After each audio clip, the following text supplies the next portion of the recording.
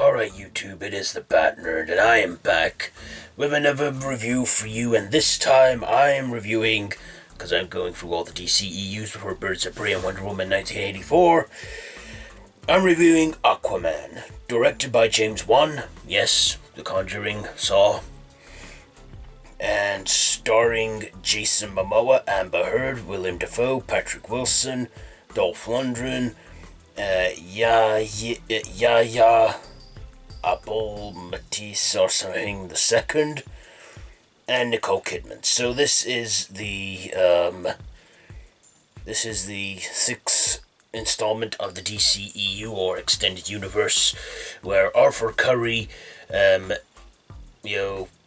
is Aquaman after the events of Justice League, and then Atlantis, the Atlanteans are wanting to take the Earth and go to war with them, led by the Sea Master, played by Patrick Wilson, who is also Arthur Curry, Aquaman's half-brother, and he then finds that he must bring peace to Atlantis and the surface world, as he is half Atlantean, half human, and must defend, and reclaim his heir to the throne, by retrieving the trident that was made by Poseidon's metal, and owned by the first king of Atlantis. And he then saves the day and makes peace with his half brother, Ocean Master, played by Patrick Wilson. But also there is the other villain, Black Manta, and in a mid-credit scene, Black Manta is found washed up and saved by a scientist who is obsessed with Atlantis and is fixated with finding Atlantis,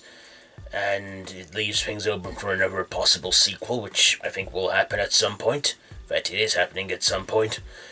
And so let's get on to my likes and dislikes. First of all, the likes.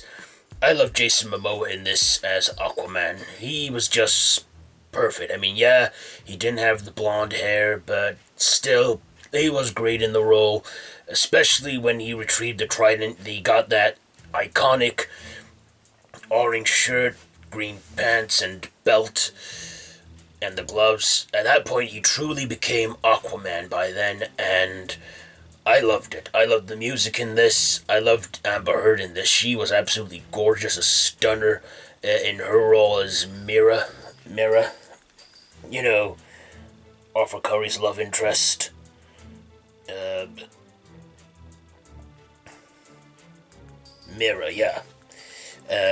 And Nicole Kidman was in this as his mother. I also like the CGI. I liked the CGI in this. The CGI was fairly decent in this, especially how they made them look like they were talking underwater. I thought that was nicely done, and I did like that. I did like a lot of the underwater stuff. I loved the cinematography. The CGI was just amazing. It was beautiful. The lights were great. Atlantis was, fascinating. I just loved the look and the visuals in this. A way big improvement on the other past installments, which I think they're trying to forget happened now. I also loved, Black Manta in this. The actor's name, I'm not going to try and pronounce it again, but I kind of get he has a justifiable motive and a thing for Aquaman, a thing against him, which I get now, because, he left his father for dead and he was some pirate.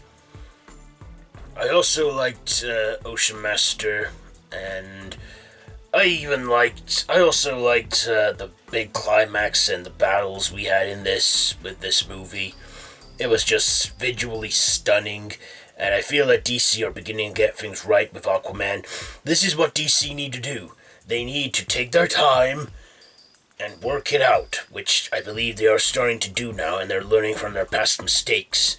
So I don't think the DCEU isn't dead yet. I think they still got to prove themselves. I also liked Willem Defoe in this as well. He was a great support, and I also... Do you know also there was a voice cameo from Mary Poppins? Yes, Julie Andrews voiced the Kraken-like creature who guarded the trident that Arthur Curry was talking to. That I found very fascinating. She turned down the cameo for Mary Poppins Returns for a cameo in Aquaman. I like the score in this, and it's a fairly decent movie, and I enjoyed the hell out of it. And, again, the Conjuring director, James Wan, he did a great job directing too. He's a great director. I've gone to like a lot of his works, including the horror genre that he's also known for with Saw, Dead Silence, and the Insidious films. And this was another hit outing for him and Patrick Wilson, because Patrick Wilson, he was in The Conjuring 1 and 2, and anything else I can't think, but this is another outing for these two, because you clearly know they're good friends if they've worked in more than 1 or 2 films together. So, yeah. I also had a little Easter egg. There's an Easter egg of Annabelle sitting on the ocean floor in one scene. It's very quick, very brief, but there is one in there. There's a little hint to a nod to his horror content, the horrors that he did. Excuse me. I just love this movie. Do I have anything to dislike? You know what? I don't think I got anything to dislike. I mean, yeah, some visuals were a bit tacky and a little off, but hey, I thought this was a great movie. I feel that the villain was a little developed. If only Black Manta had more screen time, but I hope they save him for a sequel, because he deserved more screen time in that role. And yeah, like I say, I enjoyed Aquaman a lot more than I thought I would. So with all that being said, I'm going to give Aquaman, this gets 4 batarangs out of 5. So that has been my Bat Nerd reviews on Aquaman. If you like this video, be sure to give it a big thumbs up, share it with your friends. Don't forget to subscribe to my channel if you haven't already, and to hit that notification bell. All of my social media links are down below in the description, so be sure to check all that out. I have been the Bat Nerd, and until next time, Bat Nerd out.